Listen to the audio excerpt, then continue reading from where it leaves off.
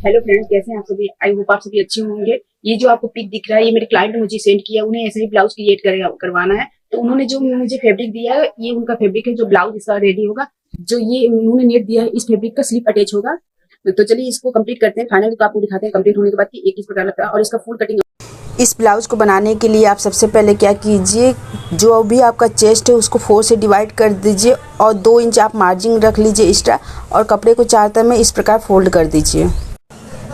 अब इसका मार्किंग करेंगे, तो मार्किंग मैंने जो भी ब्लाउज का आपका टोटल लेंथ है रेडी चाहिए, उसमें आप 1.5 इंच प्लस कर लीजिए, जो कि आपका आधा इंच शोल्डर जब ज्वाइन करेंगे उसमें चला जाएगा और 1 इंच आपका नीचे फोल्ड हो जाएगा।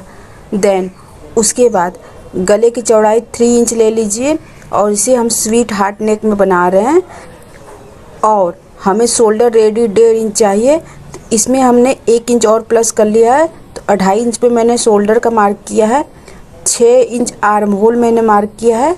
देन जो भी आपका चेस्ट है उसका चौथाई भाग ले लीजिए और 2 इंच आप उसमें प्लस कर दीजिए मार्जिन के लिए, और इसको प्रिंसेस शेप में आप दे लीजिए और इसकी कटिंग कर लीजिए।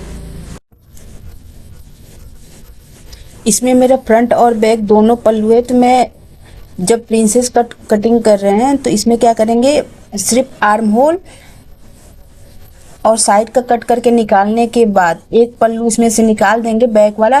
देन उसके बाद हम इसका प्रिंसेस शेप देंगे। देखिए मैंने इसको कट कर लिया, आप भी इसी प्रकार कट कर लीजिए और इसका एक पल्लू आप निकाल लीजिए। देन तब उसके बाद इसकी शेप की कटिंग कीजिए। अब बैक का गला हम कट करेंगे, तो बैक का नेक कट करने के लिए हमने यहाँ से 3 इंच लिया है और यहाँ पे सिर्फ मैंने 1 इंच से भी कम रखा है, क्योंकि आप देख सकते हैं कि डिजाइन पैटर्न यहाँ पे डोरी लगनी है, सिर्फ डोरी पे ये रहेगा। और यहाँ से यहाँ तक की लंबाई मैंने रखा है 5.5 इंच और इसको इस तरह मिला के गोल शेप दे दिया है। और जब हम यहाँ पे डोरी अटैच करेंगे इस जगह पे, तो ऑटोमेटिक ये बिल्कुल इस तरह से हो जाएगा। तो ये बैक की अब इसकी कटिंग कर लेंगे। अब लाइनिंग को मेन फैब्रिक के ऊपर रख के सेम इसी पैटर्न में फ्रंट और बैक पल्लू की कटिंग कर लेंगे।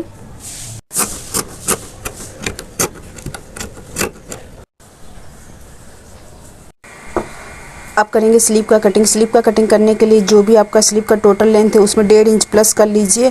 देन उसके बाद आर्म होल का शेप देने के लिए आप ऊपर से 3 इंच डाउन कीजिए और उसके बाद इस प्रकार से शेप दे लीजिए और जितना आपका बॉटम है उसमें 1 इंच प्लस कर लीजिए और इसको इस तरह से मिला दीजिए और इसकी कटिंग कर लीजिए।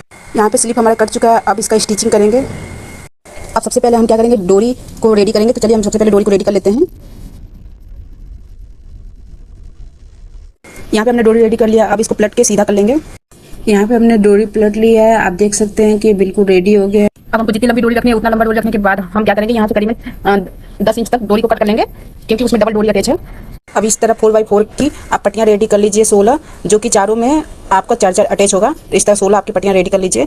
देन उसके बाद आप क्या कीजिए, इसको इस तरह फोल्ड कीजिएगा और इसके बीच में डोरी रखने के बाद मैं बताती हूँ, इस तरह डोरी रखेंगे और ऐसे पलट के इसमें सिलाई इस तरह लगा दीजिए, ऐसे करके। यहाँ पर हमने सारा लटकन रेडी कर लिया है। अब जो छोटा वाला हमारा लटकन है उसको हम बड़े वाले लटकन के साथ इसके अंदर सबको अटैच कर लेंगे, दिखेगा। अब बैक पल्लू को रेडी करेंगे, पूरे में सिलाई लगा देंगे और इस पार्ट को कट करके निकाल देंगे।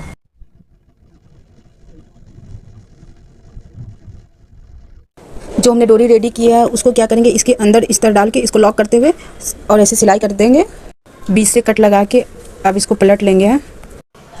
सीधा करने के बाद इसमें पूरे में बारीक सिलाई लगा देंगे, जिसे लपकी सिलाई कहते हैं।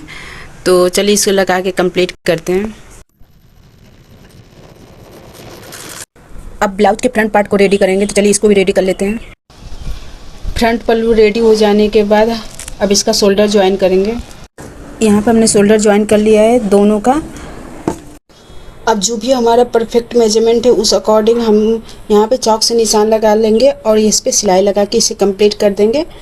उसके बाद हम स्लीव चढ़ा देंगे। फाइनली ब्लाउज कंप्लीट हो जाएगा।